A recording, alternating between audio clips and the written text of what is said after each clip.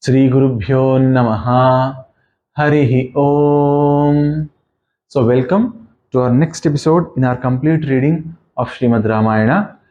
In yesterday's episode, we saw how Lord Brahma visited Maharshi Valmiki, gave him all the boons needed to write Ramayana. Now, let us try to analyze this entire set of things that have happened in Maharshi Valmiki's life.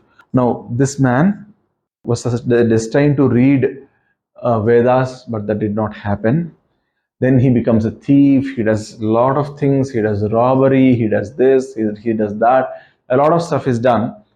But then again, on one fine morning, he realizes, because some Maharshi asked him some question. So entire Ramayana as such starts with that one question. So with that question, he realizes that he has to go on to the right path. Then he does a penance for like 13 years, after which he comes to Kushasthali. He is living along with his disciples there. Sitama comes to his ashrama and she is there with her kids.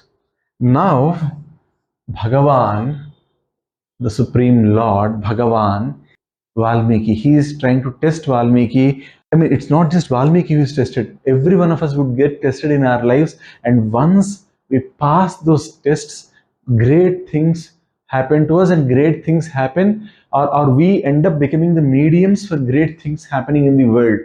I think that's an accurate way of putting it.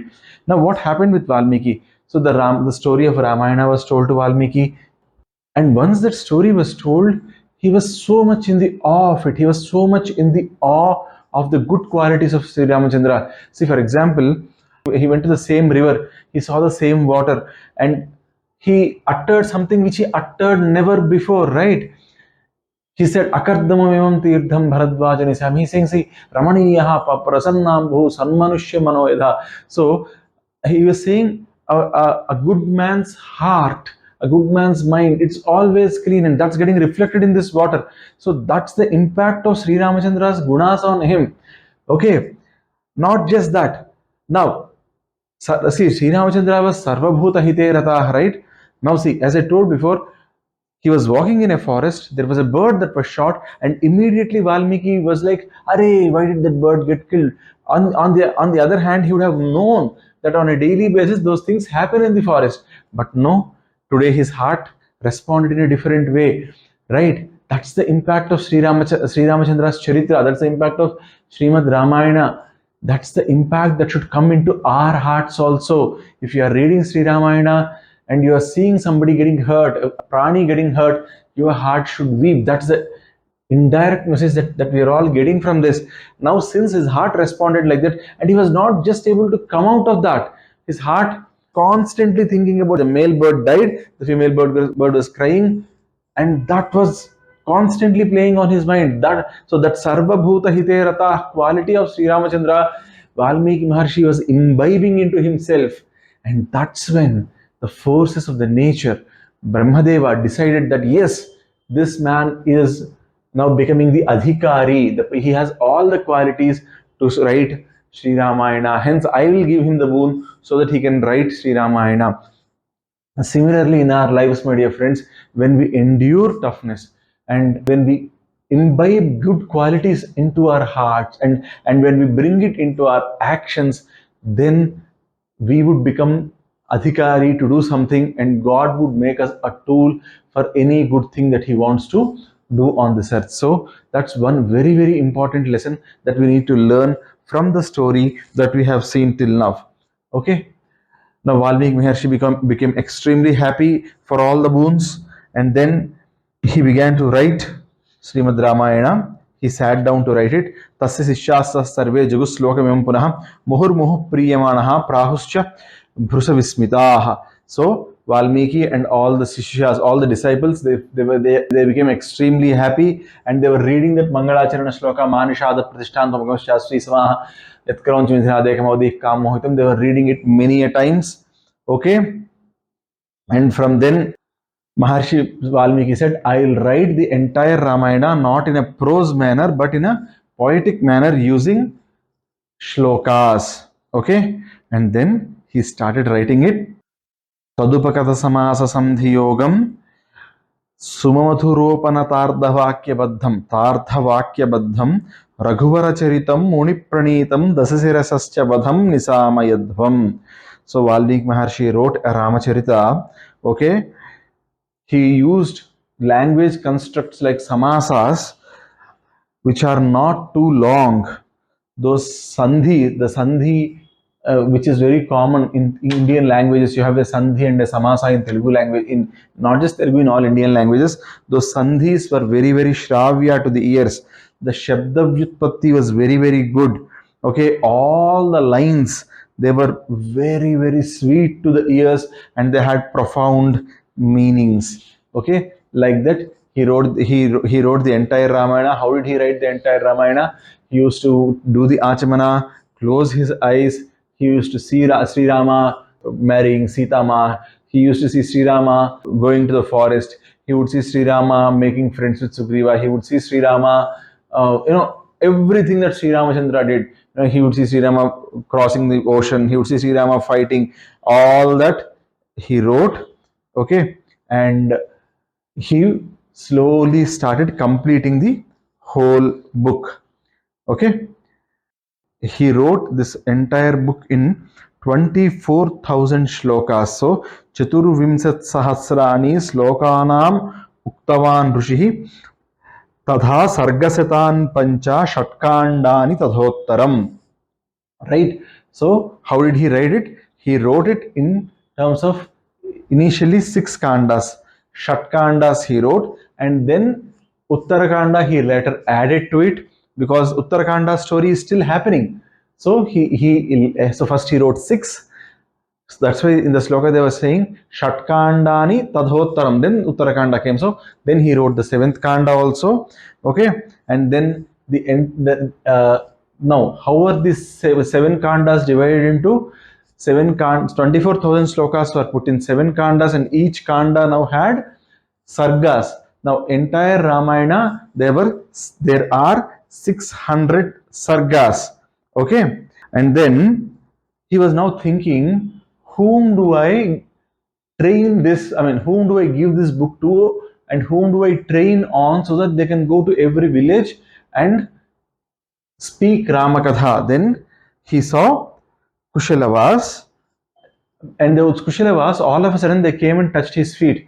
Then he realized, oh, okay, so this is God's will. It will be Kushalavas. Who are Kushalavas? They are Sri Ramachandra's children. So these people are going to go and sing Sri Ramachandra's story to the entire world. And he slowly started teaching it to them. Okay.